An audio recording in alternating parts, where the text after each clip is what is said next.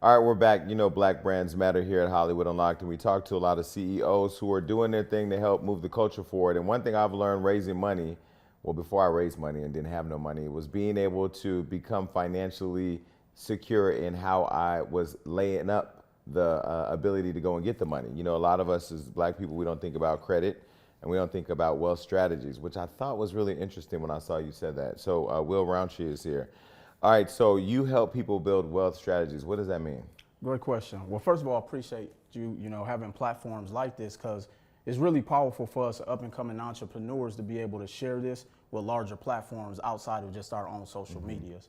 So definitely, I want to thank you for putting this together. Of But course. wealth strategies, I always tell people that it's a science to building wealth.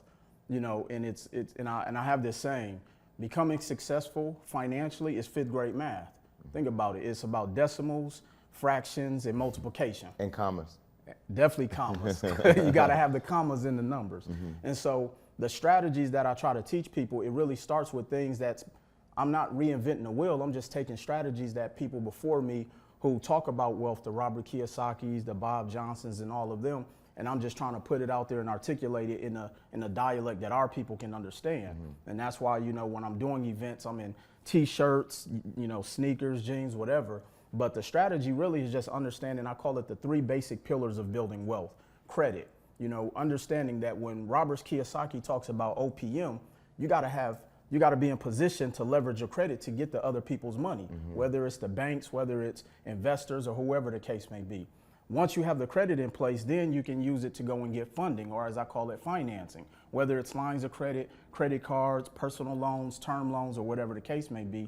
And then once you get that, you dump it into an asset producing, something that's an asset that can produce additional revenue. I like real estate. I like to buy businesses, anything that can make me money. If you can master those three pillars, you'll always make money. Yeah, I see. One thing I think is interesting is I think we live in a culture where, at least our people, we look at social media, we look at videos, we look at movies, all of which social media, which isn't real. Everybody got the jewelry and the cars, and maybe that's real, but how they got it may not be real. And I think people don't understand the investment in really building credit. Just like, for example, even myself, as successful as I am, I'm now in the process of looking at other banks, banks that are actually going to help me take the money that I have in my bank and double that with lines of credit, or find ways of getting different business loans to help build out verticals. So why do you think we as a culture aren't really focused on like the foundation building of getting to wealth? Well, for one, we've been conditioned to think that those things take too long. Two, thinking about credit, our parents told us credit was bad. Think about it. I remember my grandparents or even my parents would say credit cards are, they put you in debt, or credit is bad because you don't want to owe people money. So we've been conditioned to think that these strategies, as I like to call them, or as I like to call them, abstract concepts, are more of a detriment, but not knowing these are the very things that we have to understand in order to even get to that next level. Two, like I mentioned, they take too long. It's easier for somebody to say, you know what, I'll just go and work and make X amount of dollars per hour because we've been conditioned to trade time for dollars, versus not understanding I can just put myself in position, go get a line of credit from the bank and utilize that. But then here's the second component, Jason. We have to understand that wealthy people use credit because it's tax-free also. It's not income. Versus if I make $100,000 with this employer, I'm taxed.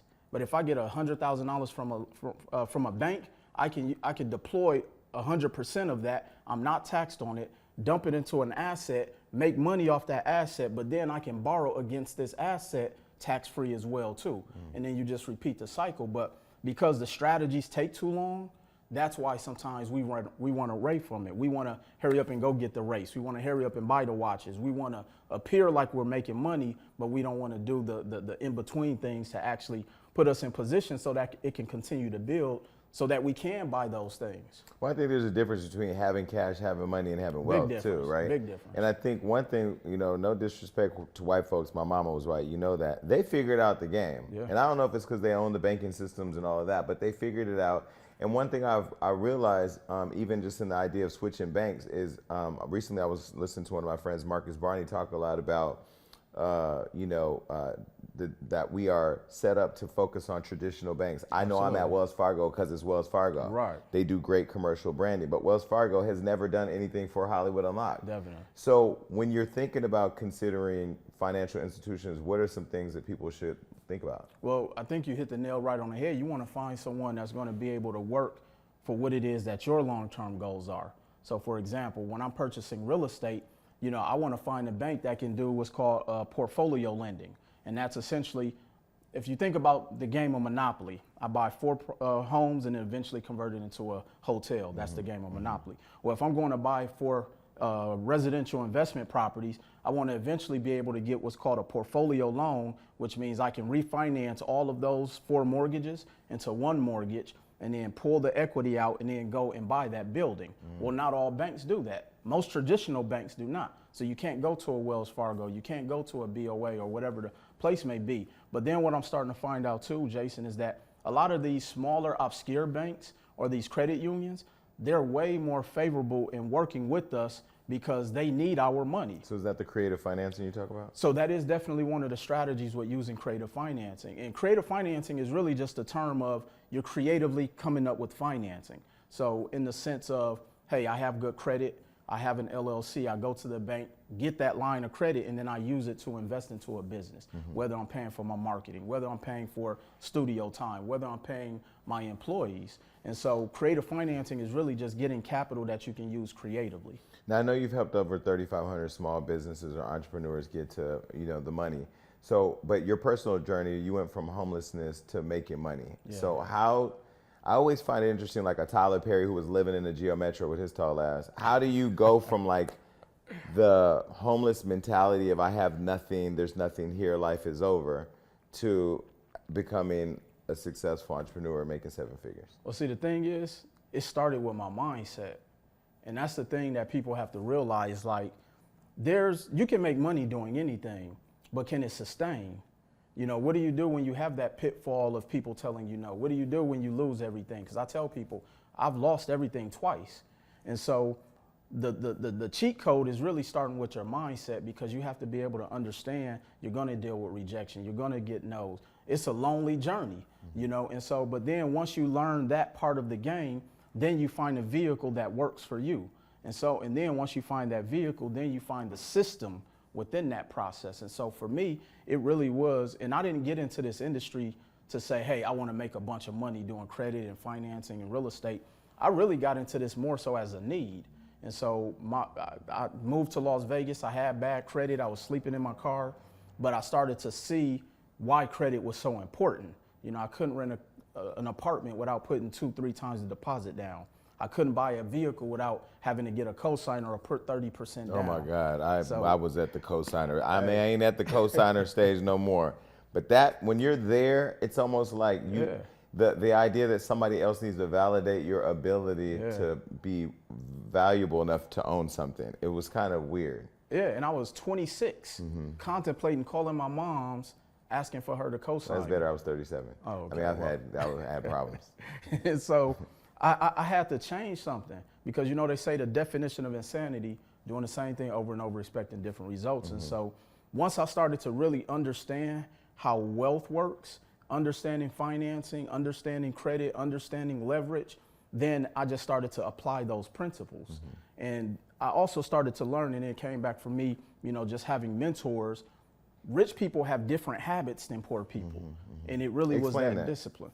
So I often say there's 2 different types of habits. You have poor people habits and you have rich people habits.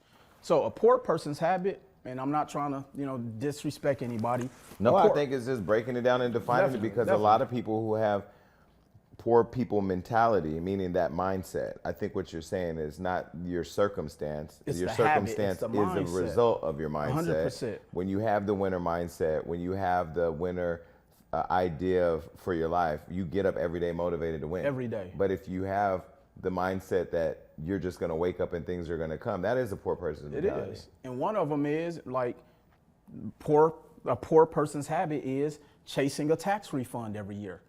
Like, think about it. All a tax refund is you've overpaid into the IRS and they hold your money interest free and then give you a fraction of it back. Versus not understanding that if you understand the strategies of having an LLC, building business credit, leveraging, as I call, structured debt, yeah, you may owe the IRS, but the money you owe the IRS puts you in position to be able to make millions of dollars. But that's a habit that you have to overcome. And then even just the discipline, that's a habit. Understanding that you may take losses in business, that's a habit, versus wanting to play it safe, versus trading time for money. So why would I wake up every single day and say I'm worth $12 an hour? That's, to me, that's a poor person's habit, because we tell ourselves we're worth millions or billions or whatever value we put on our lives. And so it really boils down to habits, and in a microscope of that, it's discipline is where it starts. Okay, so why should we own real estate? I mean, as Black people, I know we haven't really focused on real estate. Right. But I do feel like we're on the cusp of understanding how important it is to actually own physical land in the world. Why is it important? So let's look at it like this. So so when we think of real estate, a lot of times, especially in the Black community, we think of it as debt, or we think of it as this unattainable goal, because most of us have been renting most of our lives.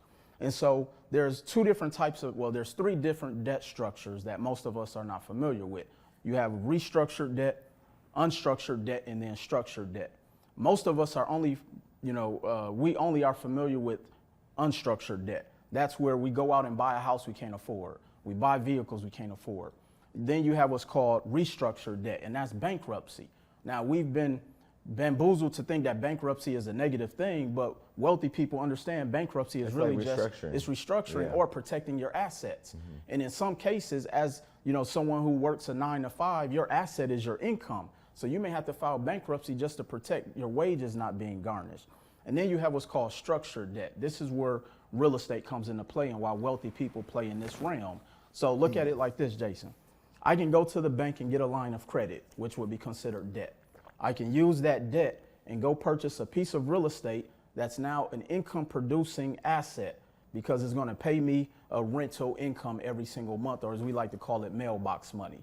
Now, even though I may have a mortgage on this piece of property, once I service the debt from the mortgage, from my rents, once I service the debt from the line of credit, and I'm still getting a 10% return, that's powerful.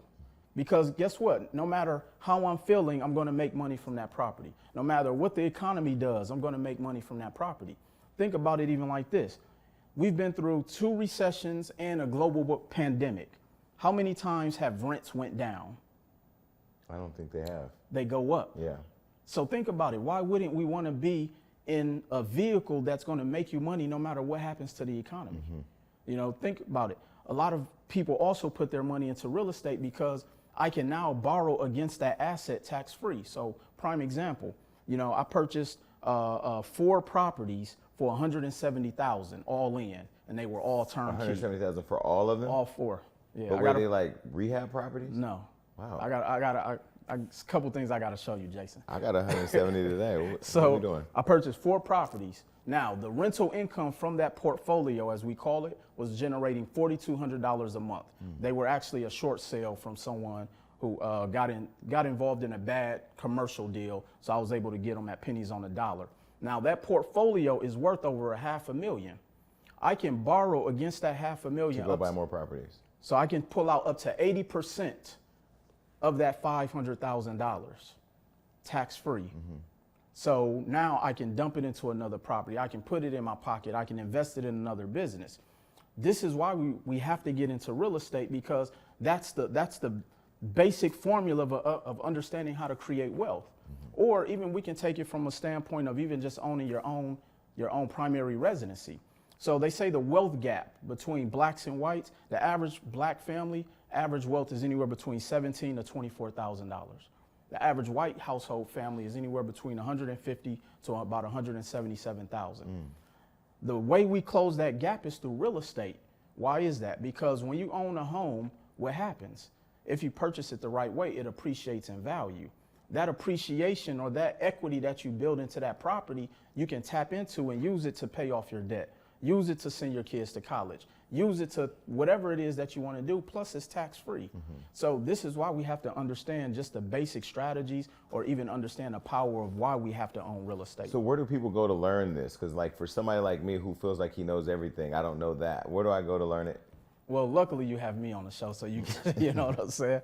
But more importantly, you know, I teach a lot of these things. I've actually traveled the country over the past 4 years on my own, you know, dime, no corporate sponsors, teaching these different strategies, these workshops. I have a concept, I guess it would be like an event that I throw across the country called Cocktails and Credit, where I would usually go out. Thank you. It's trademarked too, by the way. So wait, you know, is that a jab because I've been known to steal trademarks? No. Oh no, because I say that. But I wouldn't steal that one. But I haven't stole trademarks. I kind of, yeah, I do. I take. No, here's why I say that though, because as Black people, we don't trademark our stuff enough. Okay, so Hollywood Unlocked is trademarked. I started Hollywood Unlocked. I came in knowing that I needed to do, and by the way, I'm getting ready to drop courses, like literally giving people all the tools to be able to do it, which I know you have a course I want to talk about. But I feel like we don't do enough education. That's like where we don't have to starts. go to a school, an institutional school, to learn what you're talking about. Like clearly you know what you're talking about. You have a course we're going to talk about. I built Hollywood Unlocked. Everybody knows it, so I'm dropping a course. And I feel like we don't invest in really getting the understanding of how to go about learning these different things and mastering them. Because once you master the real estate or the Hollywood Unlocked digital stuff, you then master the ability to get to freedom. I don't think people understand the feeling it feels to wake up in the morning and just be free of, I'm doing what I want to do, I'm making all the money I want to make, and the opportunities are really endless. Right. Well, because once they see the type of work you have to put in, that's what scares people. And the trademark is an important part of the work, because a couple of the brands I have now are, I got into situations where I saw an opportunity, somebody else was doing it, I was doing it, and I checked to see if it was trademarked, and it wasn't trademarked. So I bought it, and a lot of people were like, he's hijacking platforms. No, he's doing business. Yeah. And if you got your business tight, you'd be doing better than me. Yeah, and to that point, I was actually just watching a show online, the group PM Dawn. I didn't know that their cousin trademarked PM Dawn. So and owns their name. And owns the name. And they travel and make money under the PM Dawn imprint, and the family can't. Because, you know, Prince B passed away. So this is why education is important, and this is why I do what I do. So going back to the Cocktails and Credits, I would travel the country. I would usually rent out a lounge, preferably owned by, you know, a Black-owned lounge, and I would let people come in for free, and we would come in there and educate people on everything from credit to finances to real estate to taxes, understanding the power of having an attorney, different things like that. And so, and it gave people an opportunity to come to a place where it didn't feel like a meeting or like an upsell to some, you know, hey, buy my program. It really was, hey, come out, learn, we're gonna have some drinks, and you're gonna be entertained. And so, because let's be honest, you know, we love entertainment. And so it was like such a perfect mix to have education with entertainment, and then we intertwined them. And so, so that's how I was able to kind of build my brand and platform, by just getting out here in the streets and really, and we're not talking about we're in like the downtowns of cities. We're in the hoods. We're in the, you know, in the juke joints. We're on the Chitlin circuit. Like, we're hitting all of the places where it's a lot of us, because most people in these areas do not get access to this type of information. Right, and I think that's the passion behind the purpose. 100%. So is that the real estate group training that you're doing, or is that something different? So that's something different. So let's talk about that. Yeah, so my real estate group training program, it's a REI 90, which stands for Real Estate Investing, and we teach you these strategies in 90 days. Not saying you'll be a master in 90 days, but you will know enough about enough. And so my tagline, Jason, with the REI 90 is that we eliminate the guesswork. Because when people jump into something new, it's so unfamiliar for them, it scares them. And by the time they go through the program and learn everything, they don't even know where to start. And so what I tried to do is, hey, not only am I gonna teach you these things, I'm gonna also give you access to all of the resources that you need in order to be successful. So when someone wants to learn about real estate investing, they don't know who to call. So I say, hey, I'm gonna tell you guys who needs to be on your real estate A team. So I show them how to go and vet out property managers, how to vet out home inspectors, how to vet out appraisers, how to vet out banks, insurance companies, title companies, a real estate attorney. And then I even show them how to evaluate the deal. There's most real estate courses, literally all it is you come, you learn what real estate investing is, and then they say, hey, go find deals, bring them to me, and then I take 50% of it. That's how most real estate group coaching programs work. The way mine work is that, hey, not only am I going to show you what to do, I'm going to show you and teach you to understand how real estate investing works, why we want to invest in real estate. I'm going to give you access to my team, to my resources, and I'm going to even give you access to the properties that I get access to. No, I'm not asking for a percentage of it, because as long as my mentees are successful, my brand continues to grow and it helps put me in front of more people. So I'm not looking to make money on every single transaction of my program. I just want to get you in and then educate you, because then I'm also going to show you how to get the money to invest in the real estate. I'm also going to show you how to close the properties. So I'm literally showing you every step of the way to try to make that process as seamless as possible. And as I say, eliminate the guesswork of not understanding how to go through and transact a deal. That's awesome. Okay, so what I love is that you're a good talker. Clearly it's because you have a podcast. Talk about the podcast. I know I'm sitting here interviewing, but I'm also thinking, I'm very, you can have two thoughts at once. I'm present, but I'm also, seeing that clearly you are a good podcaster. So let's talk about that. Yeah, so my podcast is called Full-Time CEO, The Shit They Don't Tell You. And it's actually the title of my second book, Full-Time CEO, The Shit They Don't Tell You, where I interview, entrepreneurs, CEOs, businessmen, women, moguls, and as I call them, legends in whatever industry they're in.